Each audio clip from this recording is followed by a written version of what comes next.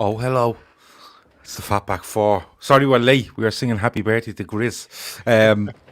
So we're 6 minutes late, and we do apologise. But it is Grizz's birthday.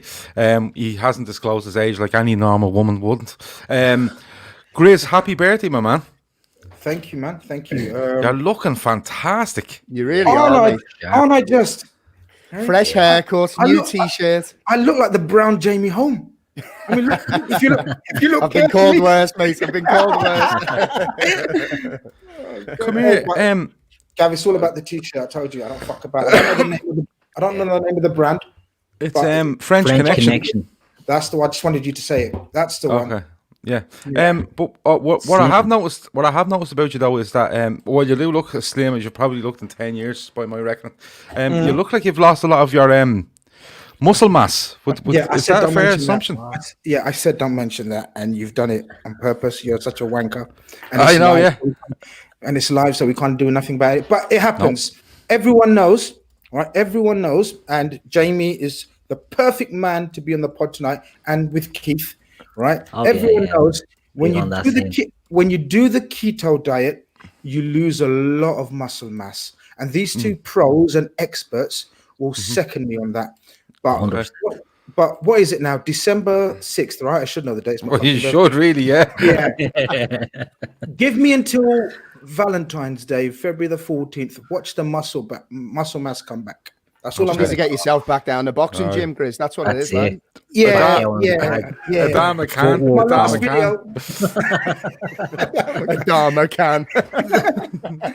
But anyway, moving swiftly on, lads. This show will be sponsored by fucking Johnson & Johnson. Right, anyway, this is the Fatback 4. It is Grizz's birthday. If you want to wish him a happy birthday, throw it into the comments. If you are watching and you subscribed, great. Keep doing so. We got to 7,000 subscribers the other day, which is unbelievable. And we thank you all for that. If you're watching and you haven't subscribed, please subscribe. This show was brought to you by Manscaped, manscaped.com, 20% off plus free shipping, and we'll talk a little bit about that later because Grizz had a lovely time for his birthday yesterday. Yeah, it's the big that's another reason why I'm excited that it's your birthday. The big day, Grizz. All I can say it went smoothly. Yeah, nice. But listen, on to less important things than Grizz's birthday and Manscaped. Liverpool 4, Wolverhampton Wanderers 0 at Anfield tonight. The return of fans, of course, to Anfield and the Kop. And lads, I want your initial thoughts before we actually get into the game, because we are going into this one again and people are going, oh, they're there for the take and Wolves beat Arsenal and stuff like that. Jamie, you said something to us afterwards in the WhatsApp group. You went, these are just unbelievable. They're just unbelievable. You're running out of superlatives for them, aren't you? I don't think, when you actually look at what we've had to go through over the course of this season, and to be where we are, and every single question that is thrown at them, they always seem to come up with the answer. And everybody, you could feel the narrative being written. All the top sides around us had won. How are Liverpool going to be able to answer this? And they put in that type of performance, the hunger, the desire, the quality on the ball. It had everything that you would want from a Liverpool performance and more. And the good thing is now, lads, we get a rest. So, you know what I mean? We actually get a rest. We can field whoever, the tea ladies. It doesn't matter in Europe. It's kind of like the feel-good factor. It's not that it ever went away, but, you know, it was tough to kind of bounce back from some of the injuries that we'd seen and the things that were going against us. But all of a sudden, that momentum is starting to build now. We've got key players coming back. Everybody, it looks like this. I kind of think it's like a siege mentality, Gav. Everyone has been waiting for us to fail, and we're not failing. We're not going away. And everyone can talk up Chelsea, they can talk up Tottenham, but there's one team in this league that for me is the massive favourites. And if we reach anywhere near our true potential, we'll walk the league. I like this a lot. Keith, just your initial reaction, because like a lot of people did see it as a tough game going into it. Wolves were in decent form. It was a good win away at Arsenal earlier on in the week, wasn't it? But you know, we just keep answering these questions, Keith. And like Jamie says, all these teams around us are winning, but they're winning with the squads that they're expected to win with. We're going in with players all over the shop, and we're just batting teams away. Liverpool only drop points or lose games if they're probably hard done by. You know, they don't lose it because they're bad. Yeah, it's true. Straight off, I mean, Wolves is always a tough game. We've always sort of had to fight and really push for our wins against them, even at Anfield. And I thought it was going to be a lot tighter tonight, this evening, than it actually turned out to be. It was excellent by Liverpool, and Jamie is spot on there. You know, people keep writing this team off. Chelsea are the favourites. Chelsea are this and that. Chelsea are beating the bottom feeders in the league. You know, they're beating who they should be beating, and they're getting called, you know, the favourites, the threat. They're, you know, signing all these players. Spurs, you know, Spurs are a good team. Mourinho's an excellent coach. He will have them challenging, but they're going to drop points in games they're not expected to drop points in. As you said, Gav, we're only going to drop points. Well, no, sorry, we're only dropping points now where Villa aside, we're maybe being hard done by a bit, or not hard done by, but maybe decisions going against us. Some Brighton and Everton. Yeah, if you think of the Brighton and Everton game, they're the two that stand out, aren't they? You feel better about those two. And they're the two, Jamie. If you get those two, you have another 4 points on the board, and it's, you know, it looks a hell of a lot rosier, and it looks pretty rosy as it is. Yeah, it We're does. just an absolutely unbelievable team, you know. We're not getting the credit and the praise that we deserve. Kev O'Sullivan says, Liverpool are there for the taking. Williams will struggle versus pace. Fabinho isn't the real centre-back. Klopp is rattled. Take your pick. Grizz, these are lines that were bandied about. These are lines that were thrown about over the last couple of weeks anyway, and certainly going into this week. But I don't know. I don't know what to, and I've said this loads of times, and I keep saying it. I don't know what to say about this team anymore. I really don't. No, you do. I don't know what to say, because a lot of those comments were in our WhatsApp groups all week, right? The Nico Williams versus Neto and Traore was massive. Look, I nicked a brilliant tweet from Jamie's, something he put in the WhatsApp right earlier, where he said, you know, we're gonna do well to keep up with Spurs like at this rate, aren't we? I mean, it's the best Spurs team in years, the best Chelsea team in years. And Liverpool crisis, injuries, COVID, VARs screwing us left, right, and centre. And look where we are, lads. We're fucking on top of the table.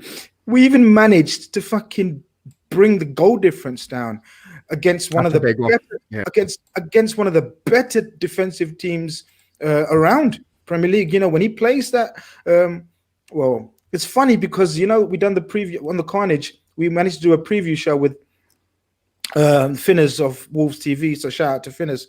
We discussed a totally different game.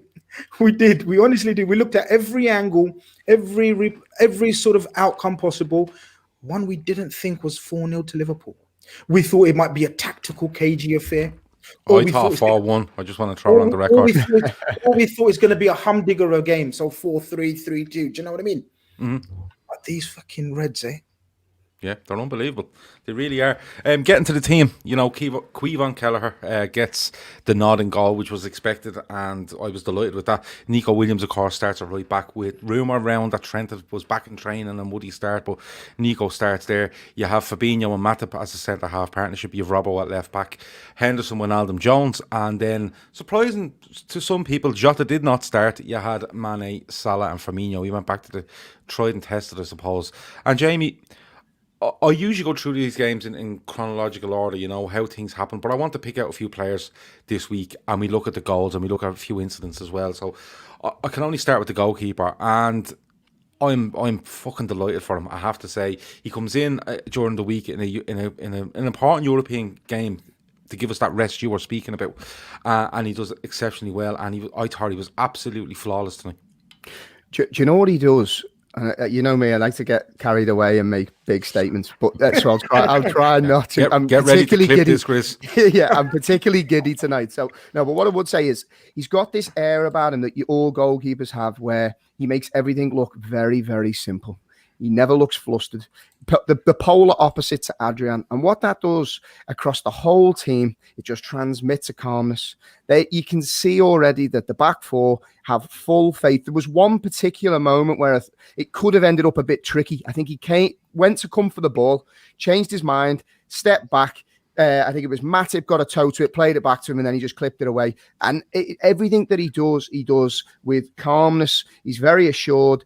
excellent with his feet, both feet as well, lads. Yep. Sometimes goalkeepers, they're very one-footed, and you can see if it's played to the wrong side, they get a little flustered. He was pinging them left foot, right foot.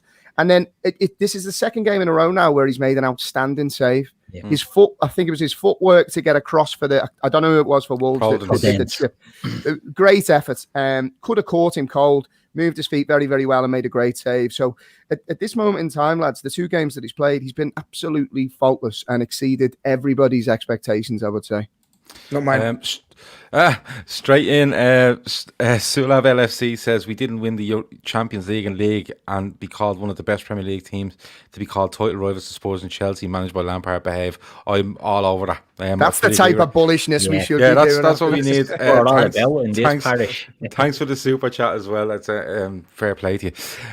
Keith, Jamie mentions there the save, and it's a brilliant save because it's it's not like it's a reaction save or his footwork is exceptional to get across. And I'll put it this way: if Alisson makes that save, you're going Jesus, and you're clipping it and it's going everywhere. How big was that for him? Because I know he's played on Anfield and he's played in front of big crowds, but this was a Premier League game, Keith. Yeah. And it was the first time fans were actually back at Anfield in 260 odd days, I think it is. Yeah, and it's in front of the cup as well. Yeah. How big was that for him? Just to go, made that save, everyone clapping me and just pumps him up a little bit more. Yeah, it was great because as Jamie said, if Alisson makes that save, people are going apeshit over it. Who's not making that save is ADRIAN, because ADRIAN is too flat-footed and wouldn't have got over. Or not just ADRIAN, not digging him out. There's a lot of goalkeepers in the league, like Jordan Pickford, would have left that. Do you know what I mean? They showed. He wouldn't have been able to reach you. Well, that's it. Yeah, you got to bunt up off someone else. But there's not many keepers, and maybe it's the inexperience and the youth. And he does scramble across and gets his hand on it. A lot of think that's probably going to go wide, and he don't even make that save. It was excellent, and it settled him down. He made another good save later on as well. But what impressed me nearly more about him? He catches an awful lot of ball that comes in that we're so used now to seeing goalkeepers punching it or flapping at them. He doesn't do that unless he really has to. He takes. I reckon he played Gaelic football. Well, he was a striker till he was 15. I wonder did he play a bit of Gaelic football? Because Gaelic football is all about catching and kicking. Yeah, he did. I coach his nephew. I coach his nephew. His cousin, and the whole family are GAA mad. They're a real sporty family, and they're one of those families where they can play any sport they turn their hand to. Because he was a striker till he was 15, 16. You say you can see in the footwork. You can see it in his footwork. He's not afraid to play the ball. You can say that he throw his hand at any sport, but I'd love to see him take on Grizz at Pill. Grizz is the Pill king, despite no evidence of this. Grizz is the head of Pill on the LFC Daytrippers. Is that right, Grizz? And cricket. Well, a number of things, but we won't go into it right now. What I will say is this Kelleher fella, right? Call him what you want tonight. But his decision making, guys, for a young lad, is absolutely spot on and touch wood, faultless at the moment. Can I ask you, Chris? Master of Disaster says plays like a young Alisson. I genuinely think that because he's been in and around this squad for nigh on 2 seasons or 2 years now, and he's literally walked in the door and the first person he's met is Alisson Becker, I think that's a massive, massive influence on the way he plays, the style of play, and what he's trying to be, because that is who he's learning off. There has to be a case for that, Chris. It has to, and it's a sign of an intelligent young player who's willing to learn. And Klopp loves, and I've said this before, Klopp loves keeping players that he thinks will have a massive future for LFC around the squad, and the amazing professionals that we've got. So the likes of Jones, we can see him flourishing. The likes of Nico, we will probably go on to, and obviously Kelleher. As you guys have touched upon, his calmness, surety. I said it from the moment I set my eyes. I'm sure there's a song somewhere there. But the moment I set my eyes on him, I tell you guys, he looked so calm and just absolutely. What are we laughing at? I just visions of you singing "You're Just Too Good to Be True" to Cleveland Kelleher. But he is, isn't he? He is. I mean, of the despair of losing Alisson again to, I think it's the second spell this season, right, Keith? Am I right? Yeah. Second spell. And then having to think that the other numpty wanker is going to be in goal again, and then we suddenly get this fella and just calm and assured. It's beautiful. He has picked up a lot from training with Alisson, and a shout out to our coach, because apparently he's the reason why we can't produce any good keepers. Apparently, yeah, that goes on all the time. Universal boss Jurgen Klopp, thanks for the super chat. He says, "I think fans coming back will help us give us 20% extra more fans coming in." Back, geez, them words are all over the place. And here, you never walk alone, helps the players. It absolutely does, and we're going to touch on that later on. We're going to have a little section about that on its own towards the end of the show. But you're absolutely spot on in what you say, lads. And Jamie, I'll come to you first. Nico Williams, still a lot said about Nico Williams. I thought he done well during the week. He keeps his place in the team. Trent will be back. Trent is back, but he gets a book in 3 minutes in and you're going, here we go. But I have to say, we've seen way more experienced players get early bookings and not deal with it. And we've seen way more experienced players get early bookings and deal with it. But for a young fella, I thought he was very, very good, Jamie, with that hanging over his head for 87 minutes plus.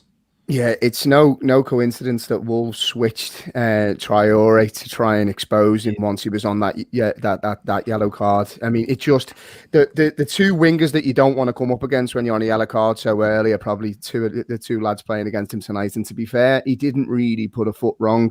I just think you can't underestimate the mentality of the young lad. I mean, he's had a rough time since he's come into this Liverpool team. Not only that, he's learning on the job for one of the best clubs in the world, under a microscope that no other young player has to face, because it's intense. I think it was Adam Lallana was doing an interview recently, a really good one with Melissa Reddy, and he just said the intensity that surrounds Liverpool Football Club, he's actually found it a breath of fresh air since he's moved away. And this is an experienced international footballer saying this. So for a young player like Nico Williams, who, for whatever reason I don't understand, the fans made some ridiculous noise after some of his early games, to respond in the manner that he has, trying to fill the boots of Trent Alexander-Arnold, who is a generational talent we're talking about in Trent. Do you know what I mean? It's a really tough ask. And again, tonight he's answered all questions. And I think he was more progressive in his play, which is the one thing I've kind of said when we've been on pods and discussed him before. He's been a little nervous. He looks to cut inside a lot. He's not backing himself at the moment, but he's a lot more progressive now. He was linking up well with Salah. He was feeding the ball nice and early. So really delighted for the lad. Yeah, Ramis Khalil, thanks for the super chat. He says, Kelleher amazing, the defenders impenetrable, the midfield maestros, Salah and Firmino brilliant, and the kids come up big again. Happy birthday, Grizz. It's all about Grizz's birthday tonight. So Grizz, there's another. And so I really appreciate the love of the chat. Thank you very much, guys. I really appreciate it. Good stuff. But look, Nico Williams does brilliant, and Jamie, you've covered it very, very well. But the more progressive stuff is a great point, because listen. It was quite easy to see for me that he was taking 2 touches to set himself, then he was taking another touch to see where he was going, and then a 4th touch was probably a pass inside, where everything's slowed down and everything's condensed, and then you're having to go back to a centre half and try start again over the other side of the pitch, rather than Trent gets it and just goes touch, bang, touch, bang, touch, bang. And, he's not as good as Trent. He probably never will be. You say it's generational. I think it's more than that with Trent. I think he will go down probably as the best fullback Liverpool have ever seen. I genuinely believe that. And, people will talk about, Phil Neal or whoever else, but I think he will go down as, I think, the best fullback Liverpool has ever seen. But we get ahead in the game, and Keith, I'll come to you. Connor Cody makes a bad mistake. It's a good looking ball by Henderson. It's the right idea. Cody, I don't know whether he's trying to chest it to the fella beside him, or he's trying to chest it to the keeper who he thinks might be coming. I don't think he even knows what he's trying to. But I love that goal from Salah, Keith, because people have been a little bit critical of him recently, but just a touch, bang, no messing about, just touch and bang, it's goal. Brilliant. I loved it. I was quite critical of Salah in the pre-match show, just saying that he needs a good performance, and he needs to show be a bit more clinical in his shooting. Now, what I stand by that, what I said, I think he's been playing terrible recently, and tonight he got the chance, and it was an instinctive in the box, pounced on an error, sets himself and shoots. Salah's excellent at that. What Salah's not excellent at, in my opinion, lately, is the long ball down the wing when he's running, cutting in, taking too much time, and then wellies one way out over high, wide, and handsome. I see Salah moving more centrally, and I know it's been said before. I think he's just more clinical when he's getting the ball in around the box and doesn't have too much time to think about them. That's where I think his game is developing now. It was a great goal, and you're right about the Cody thing. I don't know what Cody was doing. He wasn't chesting it down himself. It was going somewhere. Yeah, he was. To me, it looked like he was trying to chest it. It looked to me like he was going to try chest to the fella beside him, and then changed his mind last second and cut it and put it to nowhere. Yeah, it was a terrible decision, and you could see by his reaction that he knew he made the balls of it. Do you know what I mean? He's sorry. I was just going to say, do you know what it is? Because so used to playing in a three centre backs. Freezing. Am I freezing? Yeah. Am I not here? Yeah, there. Yeah. Well, of course you're there. Yeah. This is just So the three centre backs that they normally play with, he's usually the playmaker, the composed one, and they play a very tight three centre back system.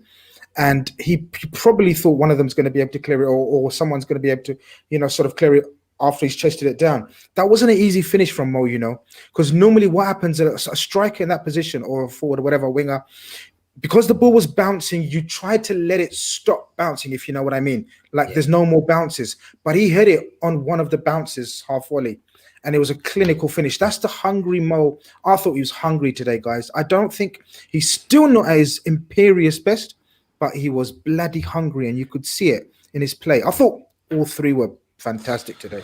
Well, I think that goes back to a point that was made in the super chat earlier about the fans on the ground. I think it's way bigger than people are making out. Shawnee says, excellent performance, felt like real football. Sorry you couldn't make it tonight, lads. Shawnee, of course, head of apologies, says he couldn't make it tonight, but that's all right. But we love Shawnee. Shawnee FC is brilliant. J81 says, and this is a mad stat, Salah now on the same amount of goals, I think it's Premier League goals, as Ronaldo in 66 less games. He must be around 110 Premier Liverpool goals now, isn't it? About 160 appearances, somewhere around that. It's criminally underrated, that fella. It's unbelievable. I agree with Keith though. I think the central role is I think Salah's is Firmino's backup now. I think if you don't play Firmino there, I think you play Salah there, and that's where Jota comes into the equation, because Grizz is right. He looks hungry, and touch and hit. I back Salah all day. I agree. When he's down the wing and he's taking too many touches, it can't work all the time, but that's the way it goes. The other big talking point, Grizz, I'll come to you. The other big talking point, of course, the first half is the penalty that was given to Wolves, and the referee obviously thinks he sees Mane hit Cody. Cody goes down a bit exaggerated. Henderson's having a breakdown. Cody knows he's done one here, and he's kind of trying to get away from Henderson, and it goes to VAR, and then they say no, look, there's no contact, so it's not a penalty. But Grizz, heart in the mouth stuff. Very much so. I didn't have a clue what we were sort of appealing for in terms of, were we saying it's offside with the initial first header? Were we saying it's handball from Cody? Because one angle I thought was going to be he's touched the ball past thing. I didn't have a clue. I kind of feel sorry for the referee, because, he must not have had a clue. Clueless referee anyway. He's an awful referee. Craig Paulson's another in the line of awful referees. Yeah, they all are. I like the young fella, the one who done the Everton game. I know, I can't remember his name, top of my head now, it's gone. But he's this guy's an awful referee, and it was and I thought to myself, and we were discussing on the WhatsApp, if it goes to VAR and there is the slightest touch, it will be given. Don't get me started again, Grizz. Well, you'd think that, wouldn't you? Lord have mercy. It was shown to have absolutely no. There was seemed to be no impact, and then the guy realized he made a ricket, and he had the sort of, the the humility in this case to sort of accept he's made an error. But why he didn't go back and book That's Cody the issue, isn't it? is absolutely beyond me. I mean, that's one of those. It got to him. He got rottled, like you did earlier, and someone said in the chat. Yeah, he got rottled, and he forgot to do his job, which is to book the player for blatant simulation because there was zero impact. Yeah, you can't blame him for giving the penalty in real time because it did look like, you know, and from his angle, it looked like there's a definite connection there. What annoyed me, sorry for butting in on this, Gav, what annoyed me was... Sorry, I'm going to open another can if that's all right with you. He took a long time looking at that VAR. He took an awful long time to see the bleeding clip where there was no. He wanted to see. Yeah, he wanted to see. He wanted to see something, anything. That sort of would back him. No, do you know what I think is going on there? I think he's being told down in through his ear. I think he's being told through his ear. Look, that's playing to him, and he's looking at that. He's not really fucking looking at it. He's just staring at something, and they're in his ear going, "We're playing it now. Look, there's no contact. It's no penalty." That's what you compared it to Stuart Atwell last week against Brighton. He went over, had a little glance, and turned around, changed his mind. There's definitely more to these going to the screens than maybe is being let on. I don't think guys, can I say one thing, Jamie, before you give your opinion? It's a quick thing. Why the fuck didn't they? Why did Paulson have to be told to go over and have a look at that? Why didn't the guy in the VAR Grizz, I'm sick saying this. Not a penalty. Grizz, I'm sick saying this because if he gets him to that screen, nobody fucking knows who's making the decision. This is the point, Grizz. Right? Instead of him, that's the way it used to be. Do you remember it used to be like, oh, I'm just standing in the middle of the pitch like an absolute fucking clown here, my finger to my ear for a minute and a half, and then I get told what the decision is. And then it went the other way, where it was like, no, we're not overruling. And now we don't know who's making decisions. And that's exactly where they want it to be. So when he goes over to that screen, my opinion is that he's looking at the screen, he's looking going, yeah, and it's in his ear. So that he's more or less being told, but you don't know he's being told. Yeah. Do you know what I mean? Sulav, thanks for the donation. He says they got wrong even when they got it right. Well, yeah, because he doesn't go and book Cody because it's simulation. But like our WhatsApp group was on fire today. People going, look, VAR is fucking great. You're all wrong. And I'm kind of going, no, it's the processes. Stop being arseholes. But listen, Andy had 3 points on board, so we let him away. Right. So listen, in the end, it gets cleared up and it goes in 1-0 at half time. And Keith, I'll come to you. Like, I'm being honest with you, I was looking at a couple of players for the first half. Like, I didn't think Curtis Jones was very good in the first half. He grew into it into the second half. But I have to give a shout out to Andy Robertson because this fella is a fucking machine. This fella is strapping his leg up. It's hanging off him on whatever night it was, Tuesday or Wednesday. And then he's hammering up and down that wing. He's like, I don't give a fuck about Adama Traore. Let him chase me. And I just thought he was brilliant. I thought he was absolutely brilliant. He was. And look, Traore got in a few times. You know, he's that type of player. He's absolute rubbish, Adama Traore. I don't care what anybody says. He's fucking muck. But he's fast. He's fast muck. Do you know what I mean? So he can run. So Robbo was up against a very quick player. And we got cut out a few times, but Traore can't cross his fucking legs. Never mind the ball. Like, he's absolute muck. Andy Young is obsessed with the fact that Adama Traore just runs and then chips the ball in the air. Just chips it. He doesn't whip it. He doesn't do anything. He just chips the ball in the air. He says he's just a runner and a chipper. That's but you know, it's true. If you look at, we're going to go on to Air Fort goal later on, but if you look at the past Trent plays for that, right, it's absolutely fucking delicious. It's a ball in with purpose. Adama Traore's balls are all just fucking either floaty, lofty jobs to anybody or drilled across like he done in the first half when he just fucking blamed it into nobody. Yeah. It's, you know, but it's a challenge for Robbo because he's playing a lot of games as well. He is playing with an injury. We all know that, you know, he's playing through the pain barrier. It's not an easy game for him, but he was brilliant. Now, one thing I want to pull you up on is I didn't think Curtis Jones was that bad in the first half. I do agree that he grew into it. I thought he was playing a lot deeper than I expected him. I found he was picking up the ball very deep a lot of the time and trying to make things happen. I do think he grew into it, but I thought he was decent enough first half. I think. Oh, sorry, Gav, you go. I was just going to say. For me, I do agree he was coming deep, and I think they were taking turns and coming deep for getting the ball. I think it was a way of trying to pull Wolves out of their shape because the biggest thing against Arsenal for me, watching Wolves, was their shape was excellent. And Arsenal hadn't got a fucking help, but Arsenal were awful at trying to get them out of their shape. So that might have been a ploy. I'm not saying he was bad. I just didn't think he stood out. But I definitely think he improved dramatically, I thought, as the game went on. Sorry, Jamie. Yeah. I was going to say, I think we're seeing the evolution of Curtis Jones. I think Klopp is changing, not subtly changing him. You know, like he likes to redevelop players. Yeah. And I think he's kind of becoming a Ginny Mark II in that he is unbelievably good at retaining the ball. In tight spaces, he can drop the shoulder. He's more offensively minded, I think, than Ginny. And no, it's funny saying that with him scoring tonight, but I think naturally in how he plays, he looks to, he can pick a pass between the lines. But the work rate and the composure, the three of them in the middle were like rabid dogs tonight. And as I said, I mean, Curtis Jones is going back to back to back in these games. And he's a driving force in the midfield. A couple of times tonight, he was in a tight space. He's one of those players that can manipulate his body very, very cleverly and get out of any situation similar to Ginny Wijnaldum.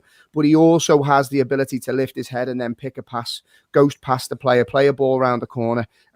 With every game, he is becoming more and more crucial to this Liverpool team. He's not just a squad player now. He adds so much to the Liverpool team when he plays. And I wouldn't be afraid to put him in against any opposition at this stage.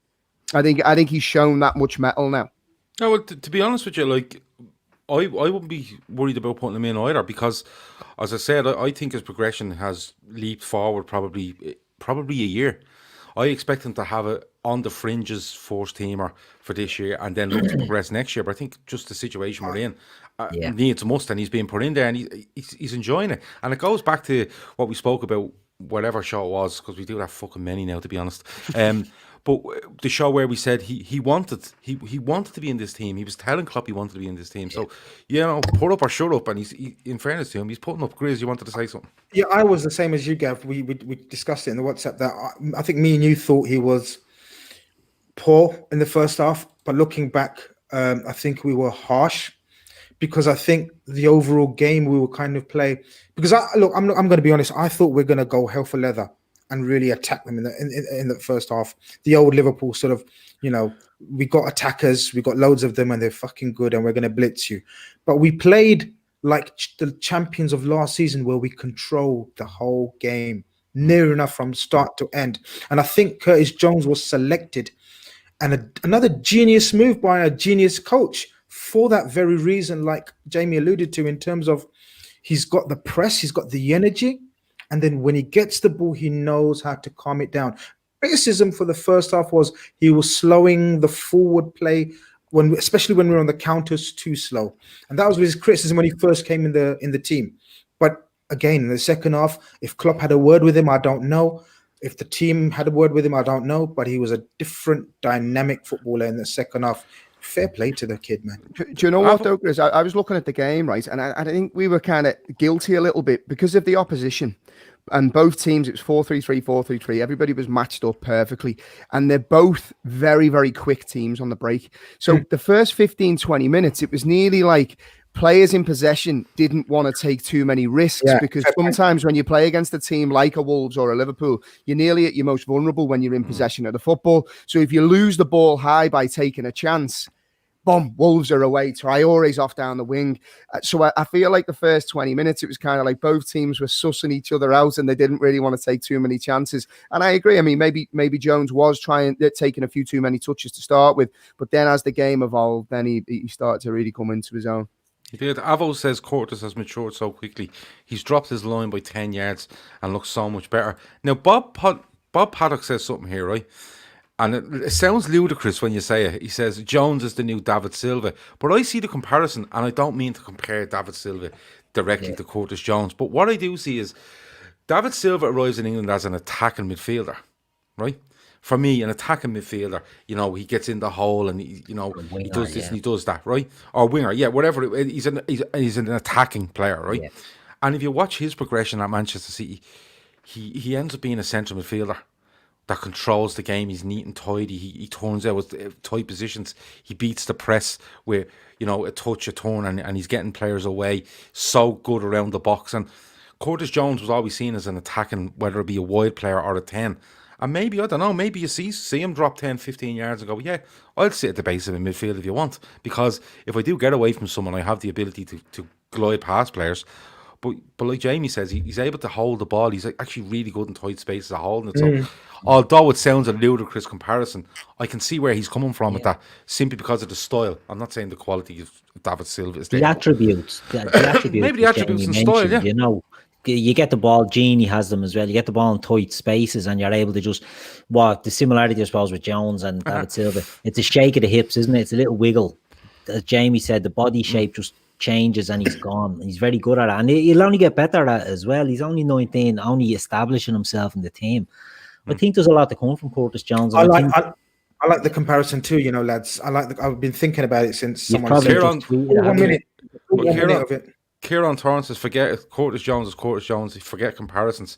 Yeah, listen, he's to be his own man, but you know, when you see the style and like people saying dropping that little bit deeper and what he's doing from that, you can see where that style is, and that's fair enough. You're allowed to do it if you want, but listen, if Curtis Jones becomes just Curtis Jones and he's deadly, you won't need to compare him to anybody. Genie Wijnaldum plays 26 games a month at this stage, and he's an absolute madman, to be honest with you. I'm wrecked even thinking about Genie. I'm sitting here drinking cans and I'm wrecked thinking about Genie Wijnaldum and how much running he has to do. But he makes probably get a game against Midtjylland there during the week. He'd probably be told, listen, you might as well go, you're on a roll, brother. But could you imagine that they all get the week off and he's told, listen, listen, I'm a bit we have to keep you in there because it's been working so well. You go fucking rasher. But he makes it 2-0 and Grizz, you know, great ball by Henderson. Henderson, you know, ball breaks loose. Henderson spots the run of Mane and Wijnaldum, puts her into a lovely area. Mane is good at Mane thinks about going out wide, but then goes, no, I'll just run up against the centre half and just stand there and make his mind up. But it's a brilliant finish, and it's something that Liverpool fans have been crying out for because he does it a lot for Holland, but I was delighted to see him get it. I thought he was going to say Mane makes a great run because he doesn't. He just runs to the centre half. Just says, I'm just going to stand here. Mane makes an awful run. It's just a straight run into the centre back. But look, Genie Wijnaldum, he's just been our Ruud Gullit, Clarence Seedorf, call him Frank Rijkaard, all fucking roll into one. Yeah. All the Dutch great central midfielders roll into one. And I tell you why I say that. Because he played as a DM in the first half. Just sat in front of the back four, let Henderson and Curtis do their things going forward. Henderson made a few runs into the box. Genie was just sort of covering that area. And in the second half, he changed his role, and then he became sort of Clarence Seedorf, you know, in that run. I'll tell you what, guys. I often say one of the biggest criticism of Genie is his striking of the ball, his finishing for Liverpool, you know. Even though he scores some, you know, on the whole, he always scuffs it, or he always sort of, you know, it's not clean strike. For Holland, he's fucking different gravy. But this time, you could just see him just slightly open up his body. And as you say, Mane made no sort of significant run. Mane thinks of going left. And then it's an awful run. Oh, no point in me going left. We've progressed too far now. So he just runs up against the half and goes, I'm just going to stand here. I'm just going to keep running at you until you get out of my way. I thought it was brilliant. But the way he turns to the side and sort of angles his body. Look, we know Genie's capable of that, and that's why he's, in my opinion, probably the most complete in terms of all-round abilities central midfielder that we've got at the club. He's got a bit of everything, if you know what I mean. Just majestic, and he deserved it. And I'm so chuffed for him that it was at Anfield into the Kop with fucking fans there, because. If anyone deserves a fucking cheer, a round of applause and appreciation from the crowd or something, anything, it's Genie Wijnaldum. He's been an absolute soldier for us this season, and it was well-deserved, man. Well-deserved. Sulav might have solved it. He says, just play him until he signs the contract. Just playing 23s and everything. You're just playing everything. Just sign the deal, or we're just going to keep playing you. But, of course, you have to remember now, you know, in 4 weeks' time, he's free to talk to clubs. outside of the UK, isn't he? So it's looking a bit He, like, to he me, it won't be looks... short of suitors, won't he? No, No, he not be won't, and short. I think Barcelona is nailed on because they get him on a free. They'll give him a No. signing on fee, and they give him Not happening. a Soon, good deal. Koeman's gonzo there. He'll be gone by bleeding Yeah, the but middle of December. I don't think it matters on Koeman. I think he's a player that would No, really it suit will. Barcelona. No, I think, no. He won't go there if Ronald's not there.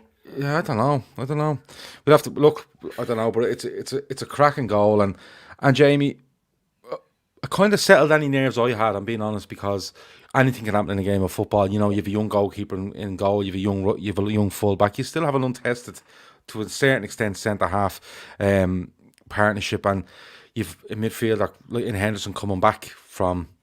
You know, he's only making his way back from injury. You throw Wijnaldum that's playing every day, like we said, and anything can happen. But that kind of settled the nerves, didn't it? And then Liverpool just started, I felt, to just turn around. Then just, this is over, and we're just going to put the hammer down. Is Jamie gone?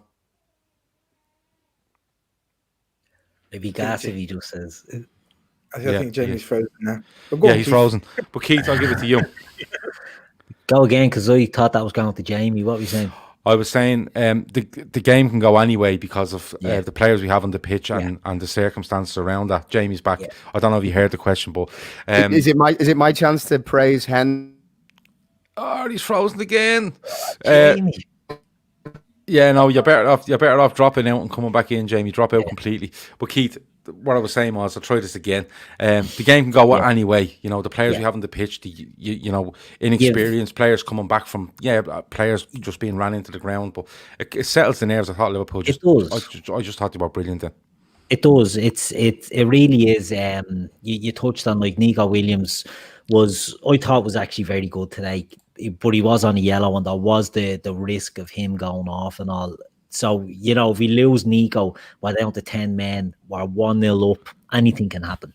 You know, anything really can happen. But, you know, Genie steps up there and settles the nerves. You know, Grizz made an excellent comparison there. Clarence Seedorf, he's the most, I think Genie Wijnaldum is the most complete midfielder in the league. Never mind at Liverpool. I don't think there's any that's got the full package that Genie Wijnaldum has. You know, people jump and say Kevin De Bruyne. Kevin De Bruyne doesn't have the work rate of Genie Wijnaldum. He's a better player, don't get me wrong, but he doesn't have the work rate. Genie's all-round game is sensational, and he's going to be missed. But it settled the nerves, and it knocked the bollocks out of Wolves then as well. To concede a goal like that, we were on top, and that just took the stuffing out of them. I felt Wolves were very... It's weird because I think they're a dangerous team, and their front line, while they didn't have a focal point in attack, I thought they were always dangerous with those players up front. They look like they gave up. Wolves, you know, Connor Cody had an absolute fucking stinker today. Once it goes 2-0, they know it's done. Because if they come out and try to get at us, you know, we're sitting there with that front three, and Jota to come off the bench if you want as well. You know, I think they know the game is up. Jamie, you froze there a little bit, but I'm gonna listen. We've talked Genie, we've talked Curtis Jones. Should go on, Hendo, lads.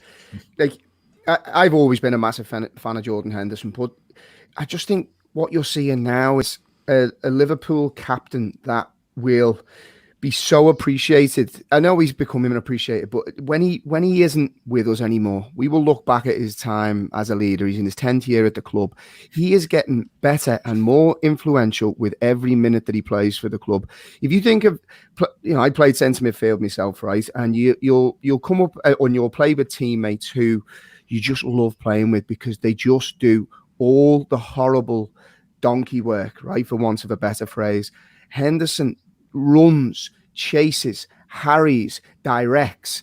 I think it's no coincidence that Nico Williams has looked better when he's had Henderson to protect and manage him through games. Yep. He is the glue to this football team, and that's disregarding his football ability. His range of passing, short, long, sharp. He has everything in the locker, lads. And I just think with every passing game, his influence on not just the football team, but the club the young players coming in, the new signings coming in. He's his the manager's go-to man, his lieutenant. Like, he has been responsible for so much of what is good with this Liverpool Football Club, not only on the pitch, but the mentality that we've been able to build and foster. And it's that mentality that's seeing us through the tricky moments, boys. I think he's a credit to the club. I honestly think he's a wonderful player. Yeah. I think I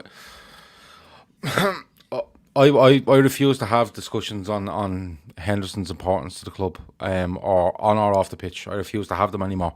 I don't see them as relevant anymore. I will absolutely say if he's played well and not played well, but I wouldn't swap him for anyone. Yeah. I wouldn't swap him for any captain in the world. I mean that. Yeah. I genuinely wouldn't, because there's probably better midfielders out there than him. Yeah, probably. Technically better, probably. One more than him, probably. But I don't think anyone suits being Liverpool captain anywhere on this planet like Jordan Henderson does. The only one that probably gets close is Virgil van Dijk. There's just no argument about this fella. It's very telling how Van Dijk talks about Henderson as well, Gav. The respect because he sees him as his man, his main man. Yeah, and you know what? And even going into games now, when you're looking at, like, we look at Salah's form, right, and we look at Nico Williams, and my immediate thought when I seen Nico Williams playing today and I wanted to see something from Salah was, I hope Henderson plays in the 8 off the right hand side, because he influences so much there. And you might see that come back around when Trent is fully back, and you know, Fabinho might be able to move back into midfield, or THIAGO gets back or whatever. But for the moment, I think you're absolutely fine once you can get Henderson and Wijnaldum on the pitch, because it's the perfect storm, isn't it? They know it inside out, Chris. They know it inside fucking out. No, but especially that right side you often refer to, Gav, when you talk about Salah's cheating, Trent's ability in the ball, and then Hendo does all the unselfish work, all the unseen work. And I hate being that guy, but you see it more when you're at the game as well. I know none of us have been at the game for years, but do you know what I mean? You see the unselfishness, the effort, the covering, everything that he puts in on that right-hand side when he plays. It's between him, Salah, and Trent. It's the perfect storm on that right-hand side. And I tell you what, guys, Jamie's giving him a glowing tribute, and so have you. But you know, he was not 100% today. And you could see that. No, but I wouldn't expect him to be, Grizz, because he's come back for 45 against Brighton. He plays the full game against Ajax, and you're probably looking at, I would expect him next week to be back on it. You know, you give him that 2.5, 3 games to get back in. But it's not. It's like we've all said. It's his influence over people. It's the standards he sets, and that's why Milner's a big loss as well. Although Milner, to me, is, I think most people are looking, going, his legs are going a little bit. But his standards are so fucking high that even if he's having an okay game, everyone around him knows, I better fucking do everything right here, because Milner will eat me alive if I don't, you know. So I think that's a massive thing as well. Just having him on the pitch is just huge. And you see this with even, you know, players that are influence games in different ways, like they're creators, and you go, just get him on the pitch. He might be only 60%, but if he's so creative that you get him on the pitch, he takes the attention of the opposition and allows other players freedom. And that's the sort of influence you can see from other players. But Henderson, for me, is just the dedication, I suppose, that the way we're set up, the organisation, the standards, everything about it is just, I want them on the pitch at 80% every fucking day of the week. But there's a fella called Damien Hughes, Gav. I don't know if he's on the High Performance podcast, and he talks a lot about cultural architects. Basically, people within your organisation, whether it's a business or sporting team, that set the standards. And Jordan Henderson and James Milner have been those cultural architects. Like me and here, Jamie. What's that, mate? Like me and here. Yeah, exactly, mate. That's it. When I thought of cultural architects, I actually had you in my head, mate. To be honest with you, you build this cream cracker towers. Would you stop it? But no, honestly, and the one thing about Henderson, and Grizz makes a good point, when you're at the game, you see it more. What he does very well, and it's a joke, but at the same time, there's a bit of seriousness to it. Robertson and Trent did a video in the week called Wingbacks, and Henderson was in the back of the car. Wingmen, sorry. And Henderson was in the back of the car, and he made a joke about, it's like me covering for you two when you're bombing forward. He's telling the truth, though. And a lot of what Henderson does that's good, it's purely selfless. He will mark space. And this is what you see. He doesn't necessarily get on the ball, but he will mark an area that has been vacated by an attacking player. And the reason why him and Ginny are so good at what they do is half our team, we're like the Alamo. When we break, there's 4, 5, 6 people breaking at speed. Henderson and Wijnaldum just go, okay, boom, right, I'll read the game. Where's the danger? I'll block that space. Honestly, lads, Liverpool would not be Liverpool without Henderson at the heartbeat of that side. And Ginny Wijnaldum to a degree as well. They know their roles so well. Yeah, if anybody hasn't seen Wingmen, it's deadly. I think they're about 4 episodes in now, and it's brilliant. Yeah. Andy Robertson is just off his bracket. He's just special, that fella. But the game continues on, and Liverpool make it 3-0. But a well-worked set piece. I think it was more orchestrated than people think. The way Salah just feints to go to Henderson and puts a great ball in the box. It was something I was delighted. I'm delighted that Matip scores, but I was delighted that Salah just gets it out of his feet and whips something in, because we've seen so many times when he gets that space, he tries to drive himself at the corner of that box and hit something. Yeah. But Keith, he whips a beautiful ball in. There's no chance of offside because the ball is so good that they don't need to be too far forward, and Matip gets in there and gets the header in and really puts it to bed, and it's something you like to see from Matip, isn't it? And all centre halves, but chipping in, it's very important.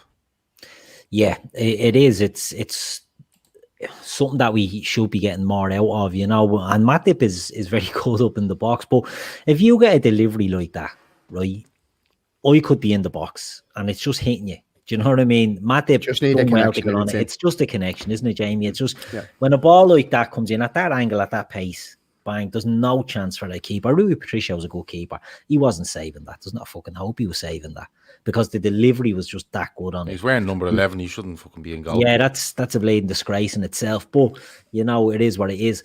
But it's something that, again, I sound like I'm really critical of Salah, but we don't see enough of it with him. He's got that delivery. It's just excellent, you know. And it's an argument that the defenders aren't expecting that cross because they're used to Salah. That could be being so selfish. Yeah. Maybe, yeah, it could be something in it. They're not expecting that sort of delivery, because when you can put them in like that, you should be doing it more often. But I'm with you, Keith. I'm actually with you in terms of not only his crossing, but because I think Salah has got the ability to be a tremendous playmaker. I mean, he was great. I thought tonight he got a few good balls. He caught Sadio in a few times, cutting on in from the wing and just pinging them across. Like he did do a few earlier, but you're right. Yeah. When Salah drops and gets the ball and comes inside midfield, he's got amazing vision. I'm telling you, he's got a crisp pass on him. He can be a tremendous playmaker. Maybe it's a number 10 role there from in years to come. Yeah. Possibly.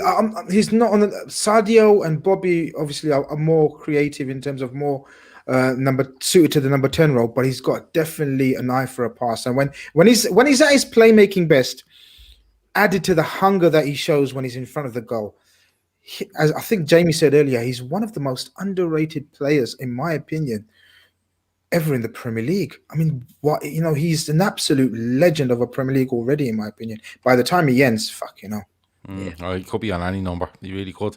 Universal boss Jurgen Klopp, thanks for the donation. He says Henderson is up there with Emlyn Hughes, Phil Thompson, Graham Souness, Alan Hansen and Steven Gerrard as the great Liverpool captains.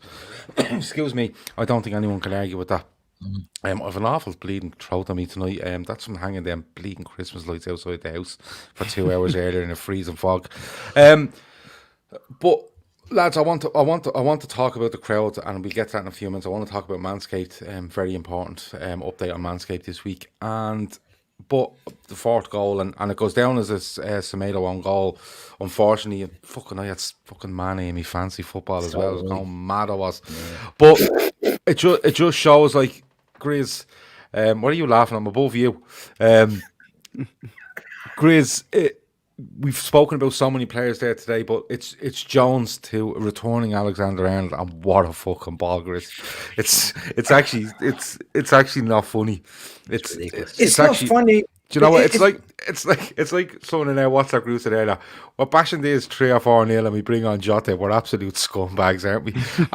and that pass summed it up for me, because it's not even out of his feet. It's just touch, and he's not whipping at hip height or head height. He's putting it along the floor as if to go, just knock that in. We'll get me log side four. Mad, But Grizz. Mad. do you know what it is? Do you know what it is? One of the most annoying things on this new football Twitter things for kids, right, is when the likes of Reece James or Aaron Wan-Bissaka do a basic job for their clubs at right back, right? They often turn to this phrase of Trent, and it's always they turn to Trent, and it's always Trent in the mention, it's always Trent in their head because he's the fucking greatest right back in the world, right? And they always say come outside Trent, as in terms of sort of, you know, we can do this shit. You can't do shit. You haven't got shit on this guy. Sit the fuck down. This guy's an absolute genius from right back. Think about that. Games. Dictates I'll games do that. Say, Jamie, he's Liverpool's playmaker. Trent, come outside. Is this what it is? That's the one they say. Trent, come outside. Now, Trent has no reason to fucking get off his sofa for you lot because you haven't got shit on this kid. This kid is how youngest out of his lot. He's an absolute different beast, different animal. There's no team from a right back position since sort of maybe I can't think now of fucking right backs that played with such composure and range from right back. Javier Zanetti was a powerful shot. No, he was more powerful as a shit shout. He was more powerful. He was a great footballer. He was an exceptional footballer. He didn't have the passing and the range of passing. There's nobody that has the pass in the Trent that played at fullback. Like it's absolutely ridiculous. It's staggering what he does. I mean, no, you look at that ball. You can't compare. You can't compare the fullbacks. You'd be better off comparing him to David Beckham. I was going to say that's the only. From a technical point of view. There's three people. There's him, Beckham, Gerrard, and De Bruyne. Yeah, they're the three that when they strike the ball, they strike it in such a way, like the whip and the power that they're able to generate. And the thing is, when Trent got that ball, you knew he was going to do it. Like you knew he had it in the locker, and it was pinpoint. It was like a game of bowls. You know, when you roll the ball, it just bends around. It was unbelievable. Well, if someone doesn't do a t-shirt, you know the way loads of people do t-shirts, right? And you know, like they take like they kind of do a Trippers merch here, Gav. No, I'm not into this shit. No. But you know, like Trent whipping the ball in. If you just took a picture of that and just drew a line of where the ball went, and just along the line, you just wrote "corridor of uncertainty." Yeah, it'd be a brilliant t-shirt. There you go. Free, available on LFCDT.com. Available at all Grizz's outlets from next week. That's actually a plus cricket 14 term. quid. So thanks for nicking a cricket term of mine. Corridor of uncertainty. Yeah, it's a cricket term. It's a football term as well. Yeah. Well, it's the gap between the keeper and the defense. You can't just come on here and just tell us that cricket on everything. Well, I'm sorry, cricket lovers, if there's any in the chat, we'll tell you that is a cricket term also. And if you need explaining, I'll explain it as well. No, I know. It's probably something to do with the wicket and the crease. Oh, that helps. Yeah, cricket. Usually. And the uncertainty about whether it was going to hit the stumps or not. No. It's something along them. It definitely is. No, that's definitely not. Is. Definitely is. It's not. Okay. I'm waiting for someone to explain it properly. Well, I'm not getting into it. Listen, we had a force, right? Breaking news says Stefan, Jamie plays all man balls. yeah. I don't know where that reference came from, to be honest. No. As I was saying it, I was like, what am I on about? I'm getting I'm on red wine. Rajiv, will you stop it? He says, Gav, it's a cricket term rather than a football one. Red Reich says Grizz is right. Grizz is borners, definitely. Yeah, it's Grizzle's borners. But lads, I want to before we get on to the crowd and before we get on to man of the match and finish up, because we've taken up enough of these good people's time. Manscaped. So Jamie's on tonight. Jamie's used this stuff as well, so that's amazing. But we've all had a great time with it. It's genuinely brilliant stuff. Honest to God, you'll be toning and deodorizing yourself off every day, just lashing around. But it's really good. But go to manscaped.com and use LFC DT and you will get 20% off and free shipping. Christmas is coming up, so get your orders in. Get them in there. By doing that and by ordering by LFC DT, you will help us. Genuinely, you will help us. I'm not messing around when I say that. Grizz, you were the last one. You weren't the last one to receive it, but you were holding off for your birthday. Manscaped, is it the best birthday present you have ever got? Yeah, no, I can't deny it's not. My timing was a bit off. I'll tell you why, because I think I chose the coldest week. weekend of the year to do it. But listen, hey, you know, you got to try it. Someone's got to be the guinea pig, and it wasn't Akif. It was myself this week. Yeah, unfortunately. Look, it's a great product. I'm not saying it just because they're sponsoring us. I really not. I think Keith said that people should buy more products from them because they are very useful, very handy. My next one is Keith. The balls feel great. Yeah, Keith. Look, I don't want to go into it like sort of like very descriptively. I'm just going to say that it went smoothly. And that's mate, the beauty of it. Honestly, Grizz, you look slimmer and everything, mate, since you started using Manscaped. It's amazing, innit? It's amazing, fucking hell. It's changed my whole outlook in life as well. I'm bubbly, absolutely positive about everything. But Keith, do you know, it's the simplicity of it as well. I remember when you first used it and you was glowing as well. You had a real glow on the pod. I feel I've got that glow today. And it's because simple, you don't need to worry or panic about it. It kind of, guys, back me on this when I say this. It kind of just does it for you, if you know what I mean. You just go with the flow kind of thing. Do you know what I mean? Yeah. Like, I know you've got to direct it. It's not automatic. People don't fucking just leave it hanging down there. Don't just dangle it on a string hoping it'll do its bit. Number do you know two, what I mean? please, It's not that fucking advanced. Do you guys know what I mean? It goes like it just goes with the flow. Glides, yeah. Glides. I would say, Grizz, this has filled a gaping hole in your life, because I know for a fact that you used to go and get your feet done before the whole COVID stuff, and you used to love it. You used to send me pictures, and you used to say, I'm going to get my feet done, and then you showed me one picture one day. I was like, oh, them feet are horrific. And then the woman went missing, surprisingly, for a number of weeks. But I don't know if she ever returned. But I'd say this has filled a massive hole in your life, because you do actually like pampering yourself, don't you? Not as much as I used to, but it's natural. As you get older, you think, fuck it. But obviously, some habits die hard, and shaving my balls is one of those. It's not. I mean, I to be honest with you, I'm not as bad as you, Jippos. Yeah. Like I do it very often beforehand as well. It's true. No, I'm not, because you lot are animals. You're savages, right? Because you lot no, Jamie. It's the cream of the deodorant and the. You're not Irish, Jamie. You're not Irish.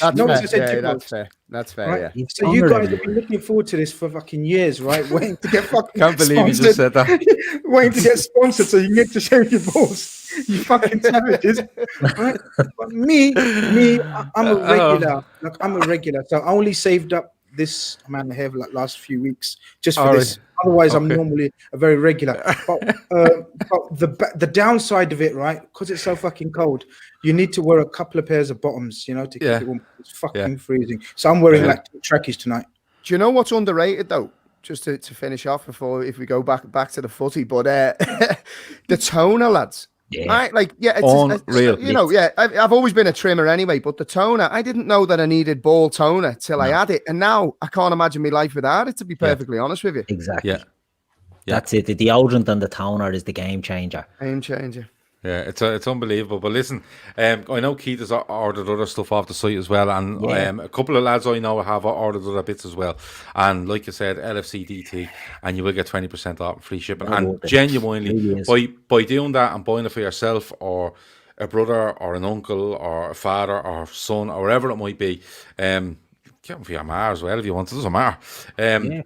She has hair. Because it's not like but the genuinely the thing is, it is kind of pushed towards men, Manscaped, and all this stuff. But like, I opened the box and showed it to my wife, and my wife went, "Women could use that as well." Like, all right, they're not going to tone themselves. I was going to say a joke there, and I stopped myself. Well, listen, I wouldn't say anything. I was going to get in trouble. But if she gets wind of it, she'll box the head out of you. But no, she did. She went, well, it's a razor. It's waterproof. You can use it. Yeah, women could use that as well. I went, yeah. And she went, yeah. Like, so it is pushed towards men. It's a men's product, but it's absolutely not beyond the realms of possibility that a woman could use it as well. So, but listen, To be fair, my missus' balls have got very fluffy over the last couple of months. Start leaving it out by Jamie dropping hints. Nice one, Jamie. You've just deflected lovely from Grace calling a whole population jippos. So thanks for that. But listen, no, genuinely, by going on that, and if it's something you're interested in, you going and doing it, it obviously helps Manscaped, but it also helps us as well. So all support is very, very welcome. Last thing before we go, lads, we're going to go over another 4 or 5 minutes, but Grizz, I'll come to you first.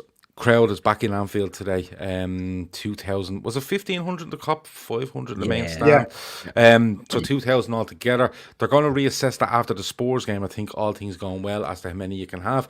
But Grizz, I think it's huge. I think it's a huge difference. You hear the Firmino song going off, and Firmino seems to have a pep about him. You know, teams probably thought they had a chance to come to Anfield and empty Anfield, but even 2,000 there, Grizz, I think it intimidates the lives out of teams. Oh, it does, and it showed in some of the lads' performances. I know we've touched upon Nico's performance, but I think the crowd absolutely helped him. Even the simplest things he'd done were getting a round of applause, and cheered, and it's inspiring for a kid. It's inspiring for all the lads, to be honest with you. You could see it. Mane loves it. Mane loves the crowd, playing for the crowd, smiling at the crowd. Hendo uses the crowd. I mean, I think the team raised their levels, by 10-15%. And, hearing the Bobby song was emotional enough, and You Never Walk Alone at the end. But I told you guys, I texted you in the WhatsApp group, and I really meant it, even though it's been a long, emotional day.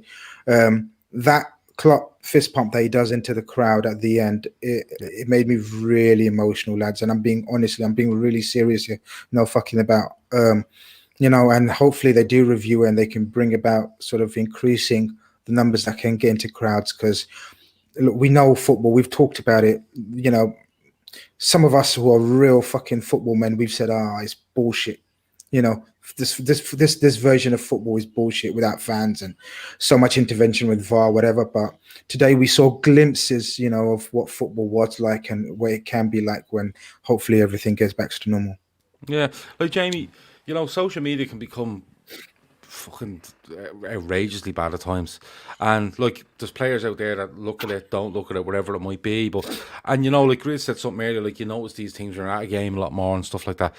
Do you think people going to Anfield there, even though look, everyone enjoys going to Anfield regardless, but going there and knowing that there's 2,000 people representing the other 50,000 that can't get in, and kind of saying, listen, kind of saying to players, don't be worrying about what you're hearing online. We're here now today, and like you said, the littlest things getting cheered, and it just gets players clicking again. Firmino, I thought was the standout with it. Yeah, I nearly feel like this is going to be like a big reboot in terms of fans' perceptions when they go into football stadiums, because I mean, you see Nico Williams, I think he was over in the corner at one point, and the fans were all up on their feet applauding him. And I think fans now realise what a privilege it is more than ever to go into a football stadium to watch your beloved team. And when you go to Anfield, there are a few old arses who like to throw some shade towards certain players, and I mean that will always exist to a degree, but I do feel like you'll get a rejuvenated fan base. Because one thing that gets underplayed, lads, is this Liverpool team deserve football fans to be there to watch them. What they are doing season after season at the moment. We have 6 or 7, if not more, world-class players in their position. So it just feels right now that football fans are there to celebrate them. And I think it will rejuvenate the whole club. If there's ever, and we said it when this whole lockdown version 2 of football started, the one team that was going to suffer the most is Liverpool, because we use our fans and the emotion of our fans and the history of our fans to bigger degrees than any other club, in my opinion. So it was tough for us to adjust to start with, but I think it's only going to get better and better now. The more fans we can get into that stadium, and let's be honest, there was 1,500, 2,000, whatever it was. It sounded like 20,000 in there today. And I think you're dead right, Gav. They took it upon their shoulders to represent everybody who's been sat at home dying to get into that stadium and show their appreciation for what this Liverpool team have done. Absolutely. And listen, they're singing champions at the end, and it's the first time. And it's a sad thing to see. Part of me was a bit sad that only 2,000 were able to sing that at a team after so long after winning the league title, 30 years waiting on a title, and then having to wait so long to get back into the ground to do that. You know, I could only imagine if they were going to win the league this season, what it would be fucking mayhem. Like, absolutely, I'm booked. I'm booked for May anyway, so it's all good. But Keith, you know, Jamie brings up something there, you know, like a reboot. Could it be the phasing out of negativity in football grounds and any negativity you might see in Anfield? Because, you know, you get people saying, oh, well, the Kemlin Road at times can be this and the main stand can be that. I think the main stand has improved since it's been renovated. But could it be one of those where people go, oh, listen, I'm not giving out because I'm after spending, 6 months. I couldn't go to football. So what am I doing? When I'm this privileged, why am I going in and moaning? Could it be a case of that? You'd like to think so, and initially it will be. I think people will just appreciate that they're back at football and back in grounds and all that. And you just hope that it doesn't, fall back. But it's easy when you're winning and you're performing well. If you start tailing off, that negativity, that toxicity does come back in, and you don't want to see it at Liverpool. I mean, other teams are going to have it. I spoke about West Ham the other night about the absolute shit show that their fans are, and that the team have improved with no fans because they haven't been getting hounded at the games. Liverpool thrive. We do. Jamie said it. We get an extra 10% off our crowd. We're one of the clubs in the world that are like that. It's just the way it is. You hope that the old fucking shouts of the negative, the audible groans if someone misplaces a pass, you'd like to think they'll be gone for a while at least, but I don't know if I have the faith that it's gone forever. No, look, I don't think I have the faith that it's gone forever either. But, it's there's more of a chance of it going with what's gone on over the last couple of months, I think. Owen Burke says fans coming back and key players slowly coming back to fitness. Hopefully this is where our season really starts and we show where we're the best team in the league. I think that's a great show. I think a lot of us in our WhatsApp group and amongst the trippers have said, just hang in there till end of January, assess again, and if Liverpool are anywhere within striking distance, we've a massive chance. Zed Malik there had a comment up saying, shout out to Raul Jimenez. Absolutely, Raul Jimenez suffered a fractured skull against Arsenal during the weekend. Horrific. Horrific injury. I heard Keith on the pre-match show saying that he doesn't know if he'll come back from it, but listen, we wish him all the best because he looks like a terrible nice guy. He's a really, really good footballer, and you don't like seeing that happen to anyone. Before I go to man of the match, and we let Grizz go and iron that t-shirt and have it ready for tomorrow because he looks absolutely fabulous in it. Couple of our other sponsors that have just come on board, and I just want to give them a little mention. I'm trying to mention them all when even though Manscaped are on this show, we like to mention the others as well. But Colossus Bets, we had great fun over the weekend with that. Our syndicate actually, I think we got 3 of 6 results right, but the other 3 we were a goal out. We were literally a goal out on the jackpot. The syndicate got fully filled, so we were able to go ahead with the bet. But go to colossusbets.com, log in there or sign up. It takes 4 or 5 minutes, the usual bookie stuff. LFC DT as your referral code. You'll find us on there. You can join our syndicate, or you can follow us, and every time we put a syndicate out, you can get involved. You can bet as little as 10pence up to whatever you want, and always gamble responsibly. But 10pence, 10penny bag. But it was really good, and the more people that sign up to it and let us know that they've signed up, we're trying to get us all together so we can make these selections together every week, rather than, I think 3 or 4 of us done it this week. But if we get 10 people, we can go, listen, everyone throw their stuff in and we'll do our best with it. But it was really, really good, and we were literally a couple of goals out, which was annoying, but listen, it kept great interest for the football over the weekend. The other one, of course, was football prizes. Footballprizes.co.uk, football prizes on all the social media. But this week's Liverpool prizes is signed 2005 Liverpool jersey signed by Steven Gerrard, framed and signed. It's fantastic. 99 tickets max, and $4.95 a ticket. We've a couple of those tickets to give away on Wednesday's show following the game against Midfield, so keep an eye out for them as well. Go and follow them on social media, because if you're Liverpool, Arsenal, Chelsea, United, Spurs, whoever, they've stuff belonging to everyone. I think they have a Messi one up at the moment, actually a Messi and Ronaldo together, which is unbelievable. So go and look them up as well. Man of the match, Grizz, man of the match on your birthday. Who is it? It's one of those games where you can't pick one. You got to give context, but I won't because we run out of time, I think. So I'm going to give it to Andrew Robertson. Okay. Nice one. Yeah, it's a good show. Jamie, man of the match for you? My mate Fabinho.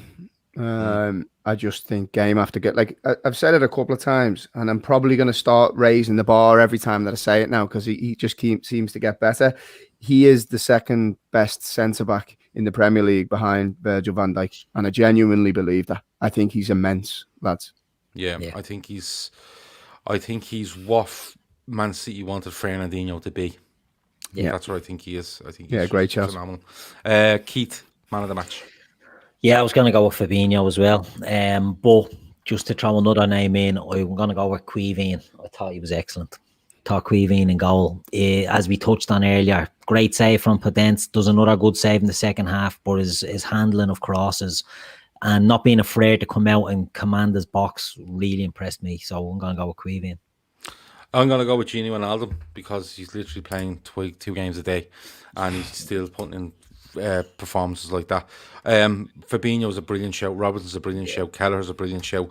There's a couple more you could throw in there. Like Chris said earlier, Salah's really hungry. He looks really good. Jones. I thought Bobby was good as well. I thought Bobby was great as a link player today. Bobby was good. Nico Williams. Was good. Matip was good. He plays 90 minutes on a yellow card, more or less. Matip gets a goal. Nico gets called off. Yeah, I know, but what I'm saying is, he's looking at 90 minutes on a yellow card, but there's so many names there. But I think Wijnaldum is just churning out performance after performance. He's actually stupid at this stage. But lads, it's been an absolute pleasure. I've enjoyed it, start to finish. Grizz, anything else before we go? No, I'm fine, thanks. Thank you for having me on. Okay. Happy birthday again, Chief. Yes, pal. Thank you. Really appreciate the love in the chat as well. Thank you very much, guys. No problem. You deserve it. You're the best boy. Jamie, anything else before we go? Not just. I think if anyone starts talking up Spurs and Chelsea, just remind them who this Liverpool team are. Remind them where we're sat, the players that we're missing, the amount of COVID positives that we've had, all of the stuff that's been thrown at this Liverpool team. And look where we still are, and it's only going to get better. Keith, great point. Keith, just echo what Jamie said. We constantly doubt this team, and the way people are reacting, it's where we were 15th in the league and now the Champions League. This team is flying, and we're a patched up job. Wait till we get after Christmas and we can get a run at this. We are the best team in the world, in my opinion. We're the best team in this league by a fucking mile. Let's just force that home in the second half of the season, lads. Watching that today, and although Trent comes on, when you think you have to add Alisson, Gomez, Van Dijk, Thiago, Trent Alexander-Arnold, and one or two others into that side, it's actually scary. And listen, let's get through Christmas. Let's get to the other side. Let's bolster if we have to. But Liverpool are going nowhere. Over and out.